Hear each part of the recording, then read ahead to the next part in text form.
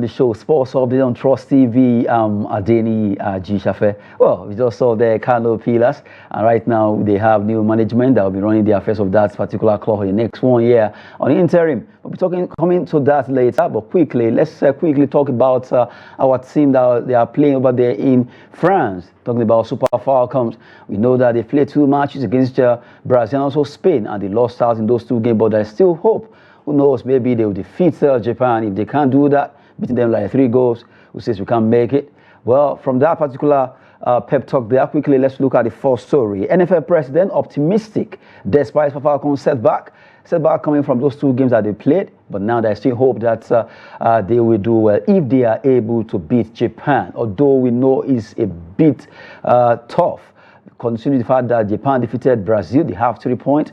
Brazil also, they have 3 points defeating us, while Spain, they have 6 points. They've been able to cross over easily. We're talking about Super Falcons being able to make it. Well, the coach Randy Wardrum will have to do something from the news we're hearing that he could actually at least make some changes to that team when it comes to, well, first of all, let's just look at this together alongside Joseph Peter. Join us from Kaduna. Good to have you on the show, Joseph.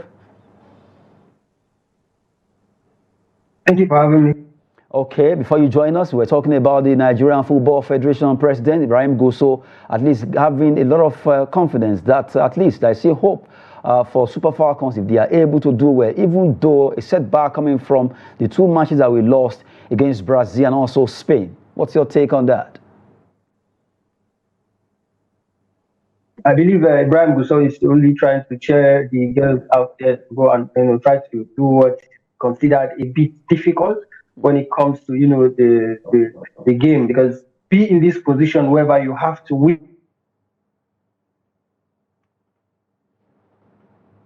Okay, so hopefully we're still waiting for Peter to join us there for that particular hit. Well, we're talking about Super Falcons. They will be playing on Wednesday against Japan. They are good to have you back, Joseph. All right, can you hear me now? Yes, we can hear you. Okay, good. So I was saying, it's quite difficult when you find yourself in a position where you have to win a certain match with a certain number of goals. You need all the support you can get. I believe this is a way of, Brian Goso trying to help the team, in order to cheer them up into being able to actually achieve this feat. It is what it is that we are here, we are where we are now as the Super Falcons supporters. We don't want to be included in all these kind of permutations and calculations when it comes to qualifying from a certain group stage. But then it is what it is. Like I said, they have found themselves in a position we cannot do anything about it but support them. And I believe that's what Ibrahim Goso is trying to do. He's trying to cheer them up. He's trying to show them that they can actually do it, and yes, they can pull it off. It may not really be, complete joy now in the camp of the, Super Falcons, but then they would only have to lift up themselves and actually put out a performance against the Japanese team with a certain number of goals. And very, very important is they must find their, scoring boots, because one thing I've noticed, during the course of the last 2 games that they lost is that they actually do create chances, but they are not being able to put it away. They have to find that ability to put those chances away in order for them to even stand a chance of qualifying. It's a very, very slim chance, like we all know, and we wish them the very best, but they need to score goals. For you to win football matches, you just need to score goals. And in this case, you have to score more than 1, 2, 3 goals. So they can do it if they dig into themselves and if they believe it. So it's all about their belief now, and I believe that's what Ibrahim Goso is trying to, boost. Even though we know that scoring 3 goals against Japan could be a Herculean task. We saw Japan defeating Brazil that defeated us. So what a game there. And now we still don't know how they will do it, but they just have to come out on Wednesday when that match will be coming up over there in France. Well, for Super Falcons, optimism is the key thing right now. They just have to believe in themselves. According to the NFL president, trying to see how he can give a lot of encouragement to our team. We're still talking about Super Falcons. We look at another story, but this time it has to do with their coach. Japan versus Nigeria. Randy Wardrum to make changes in Super Falcons. We saw what happened during the first match against Brazil. A lot of issue here and there. A lot of Nigerians raising why would he not feature Oshoala which he did in the second half, and we saw some changes in the performance of our team. In fact, it was far, far better than against Brazil. But, well, even though we later saw him pulling out Asisat Oshoala and then leaving Ajibade there, with a lot of concern from Nigerians, although the coach seems to be ready to make some changes. Let's see how that will actually hold forth in the team that has to do with Super Falcons there. Well, making changes, Joseph, from your own side, who and who do you think should make it first 11 and who should be on the bench? I would go. Can you hear me? Yes, we are with you. We can hear you, Joseph. There's nothing to defend at this point. There's nothing to defend. He should just come out all attacking, play Ajibade, play Oshola, play all the attackers. Let us go for it, because what are we defending?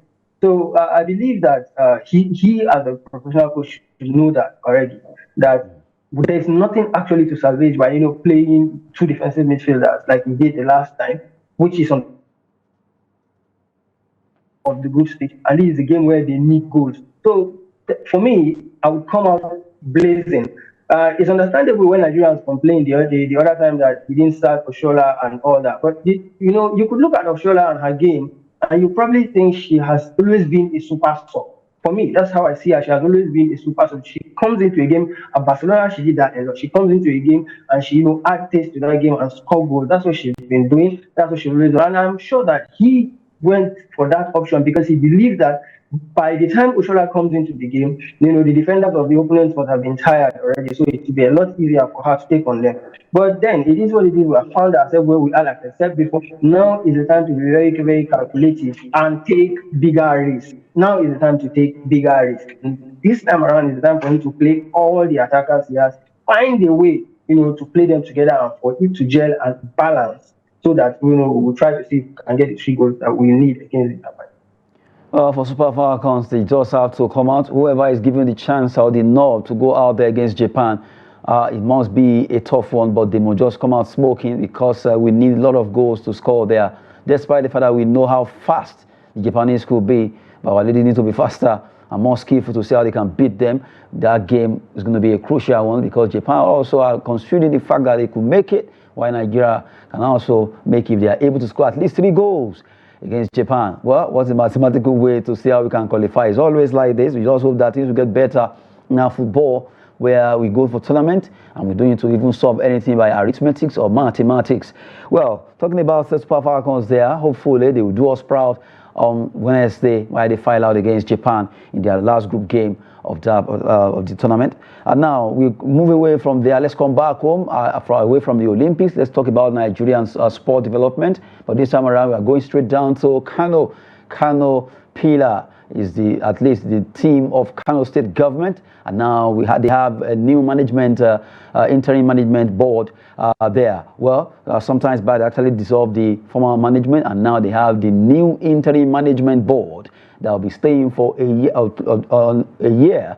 They give them a year first to see how they will perform, and from there they actually, if they perform well, they will stay on. Well, we have the Kano Pillars interim management board, where I involve Aliu Naira Mai Samba, that's the chairman, Salisu Mohammed Kosawa, honorary member, Abubakar Isa Dandugo as media director, Y Ismail Abba Tangalash as the assistant media director, Yusuf Danladi, the one they call Andiko, is a member, Muhammad Usman, Ahmad Musbao, Umar Dankura, you have Rabiu Abdullahi, Nasiru Bello, Muhammad Danjuma Gwazo, you have Mustafa Usman Dama, Muhammad Ibrahim, and Engineer Musa Kenaisa there, all members making that particular management board of Kano Pillars.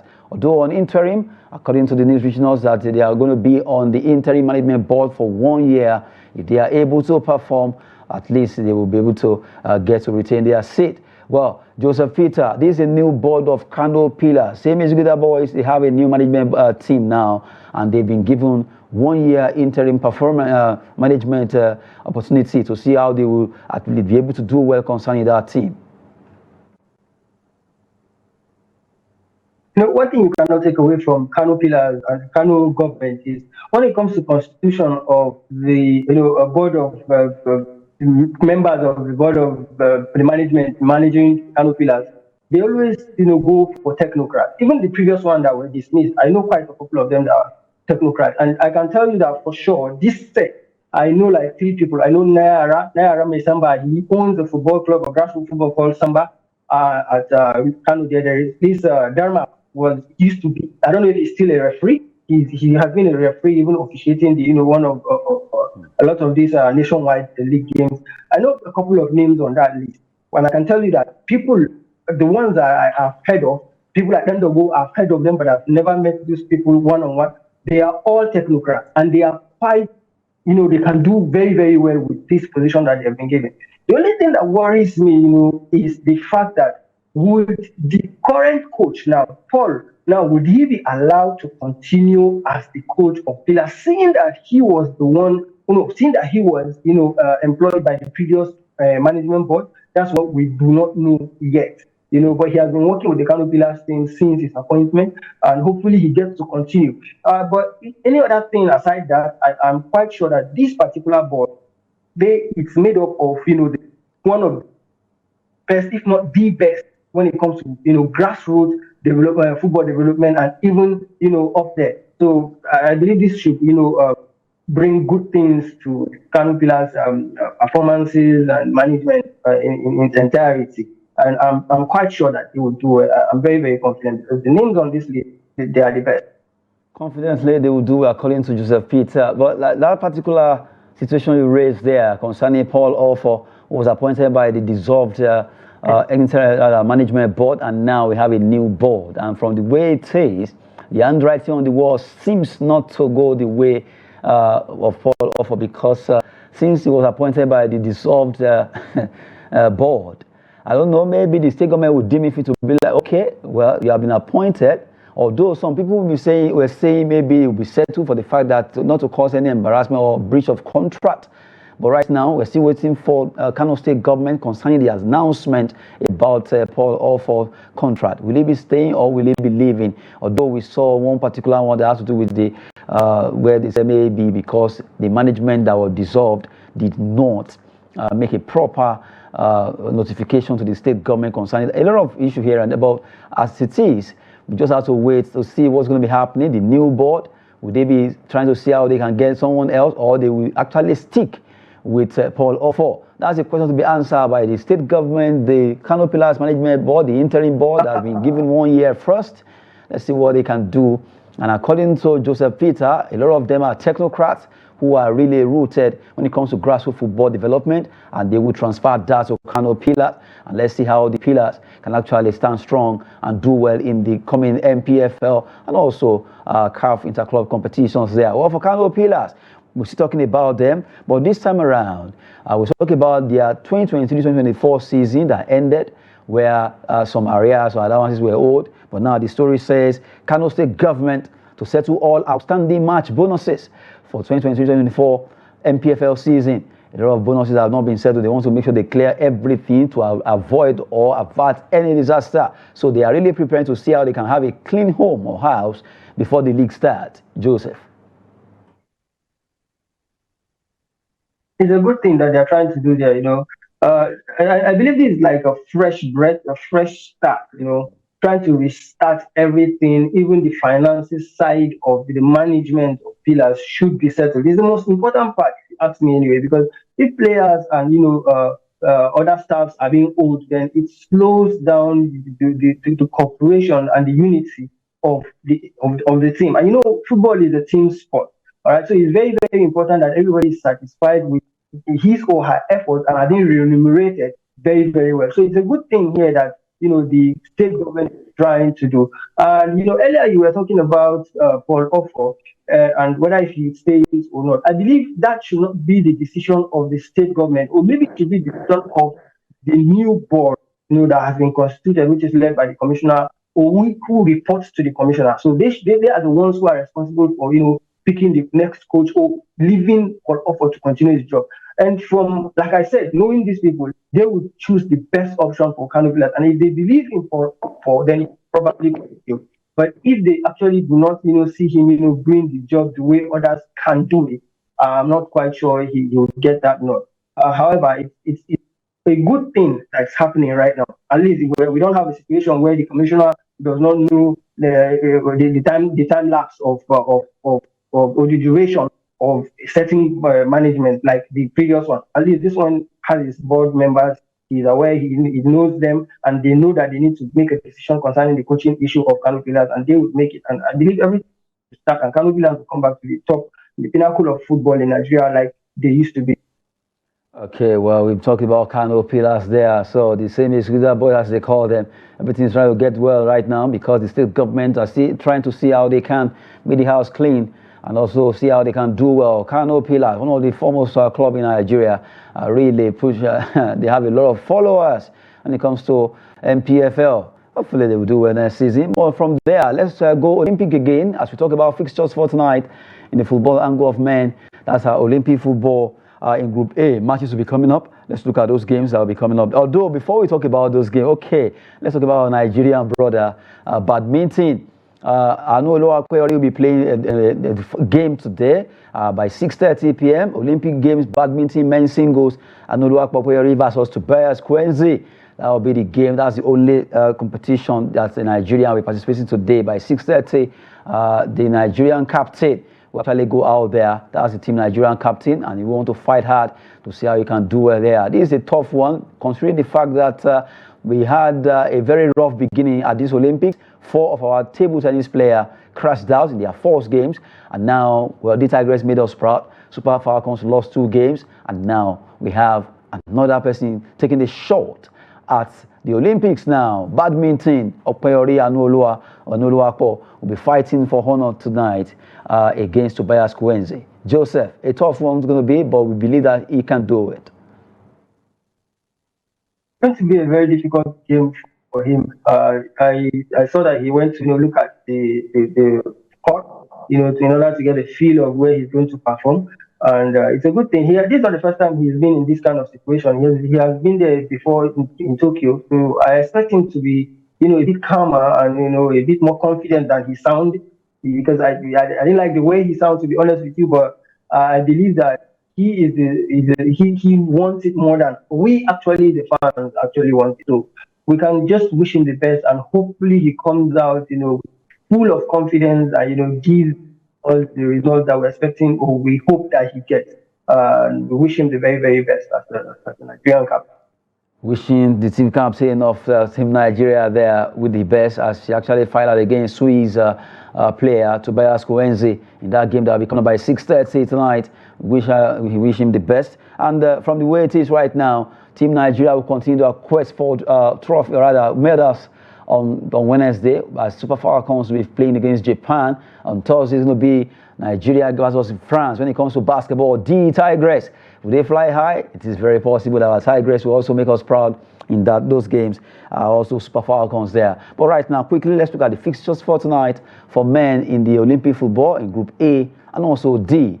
United States of America will be taking on Guinea, our African brother there. New Zealand versus France. And in Group D, let's look at the fixtures there before we take a score line from Joseph Peter. Paraguay against Mali, another African team, while Japan will be taking on Israel under 23 at the Olympic Games that is coming up tonight. Well, let me just take it one by one. If I pick it, yeah, you take your score line. Let's start from here. Paraguay against Mali. Joe. 2-1 to Mali. 2-1 for Mali. Are you sure you are saying this really, or you are just... Just want Africans to be happy. I knew that if I called that one, you would ask me if I was sure. I knew you were going to say that, but I'm trying to be optimistic for a Nigerian, for an African brother. I believe that they can actually pull it off. It's the under 23. It's not like it's the national thing, right? So a lot of upset can be, caused in this kind of competition. So I believe they can actually do it. So let's just go for that 2-1 for game. I just hope that your 2-1 will remain for Mali. I hope it's not Mali. At times you can actually be stylishly be calling results for the other people. Anyway, Paraguay versus Mali there. Joseph said 2-1 for Mali, 1 for Paraguay. While we look at Israel versus Japan, your results? I'm looking at 1-1. 1-1, okay, because we're going to play the women, so you don't want to support Japan, I guess. Anyway, let's go to Group A now. The fixtures there. USA versus Guinea, another African nation. I'm looking at another draw. I know it can be a draw, but I don't have a particular score in mind. Okay.